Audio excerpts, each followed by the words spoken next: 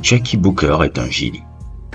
Chucky Booker est un génie, un multi-instrumentiste. Tout ce que vous avez entendu là, vous voyez le Return of the Mac qu'on chante tout le temps là.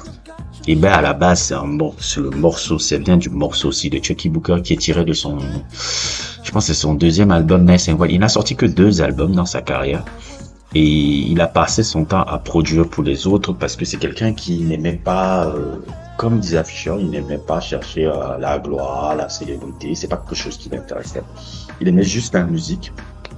Et c'est aussi un meilleur de fan de Félix ou quelque chose comme ça. Mais c'est quelqu'un qui, généralement, ne cherchait pas du tout la gloire alors que s'il avait voulu, le gars il aurait été incroyable. Déjà, c'est le neveu de Barry White. Je crois que c'est par Barry White qu'il a entré un peu dans l'industrie. C'est quelqu'un qui a énormément produit pour les autres, énormément d'artistes. Et un autre fait d'armes qu'il avait fait qui était intéressant, c'était, il avait été le directeur musical de la tournée de Janet Jackson en 87 pour l'album Rhythm Nation. Je crois que je sais pas si c'était seulement uniquement ça qu'il avait fait avec Janet Jackson, c'est-à-dire chaque fois qu'il y a une tournée musicale il y a un directeur musical là, celui qui va conduire et qui va diriger les musiciens qui seront dans la tournée. C'est lui qui avait été le directeur musical justement Janet Jackson pour Rhythm Nation. C'est quelqu'un, c'est-à-dire c'est un génie musical, c'est-à-dire il est comme Prince. Tout ce que tu entends musicalement dans un projet ou un album qu'il a fait, c'est lui qui l'a fait. Mixing, mastering, tous les instruments que tu entends jouer là, c'est lui qui l'a joué là. C'est le gars que vous voyez là, avec les joues là, qui a fait ça tout seul. Et moi, ça m'a toujours fasciné de voir que cet artiste n'a jamais un temps soit peu. Et c'est même pas genre, parce que souvent, quand on dit ça, on peut croire que non, c'est le gars, il a essayé, mais ça a raté. Elle a dit, je m'en fous. Non.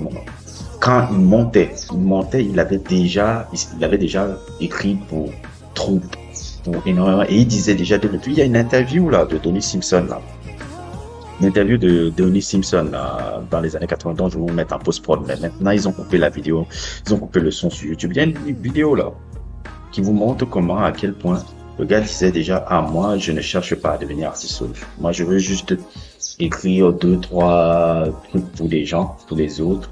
Je vis en dehors un peu de l'industrie et je ne fais pas très long feu. Et moi j'étais fasciné, il avait 25 ans, il était déjà dans la tournée de Janet Jackson, il était déjà en train de produire pour Troupe, il avait déjà produit pour énormément d'artistes afro-américains qui avaient du succès. Mais le mec, il ne cherchait pas la gloire. Il n'avait pas ce drive là, lui, n'a jamais été intéressé par ça. Son profil m'a beaucoup intrigué. Et c'est véritablement un génie musical. Je vous conseille d'écouter ces 2 albums qui s'appellent Chucky et Nice and Wild. Ce sont 2 albums on va dire New Jack, toute période des années 90 qui sont incroyables. C'est vraiment un génie musical. C'est quelqu'un dont je voulais juste faire un peu un petit sujet sur lui parce que c'est quelqu'un que j'aime vraiment la musique. Donc, n'hésitez pas à liker, à vous abonner et à plus pour d'autres aventures.